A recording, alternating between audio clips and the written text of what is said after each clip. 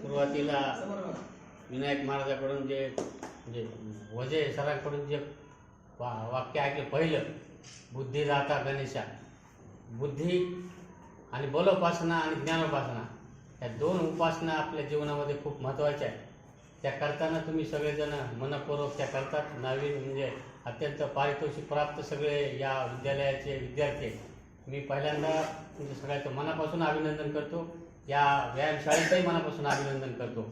आज खरं म्हणजे अत्यंत चांगला योग, म्हणजे जे ठरवूनही आला नसता असा छान योग आजच्या दिनी आलाय.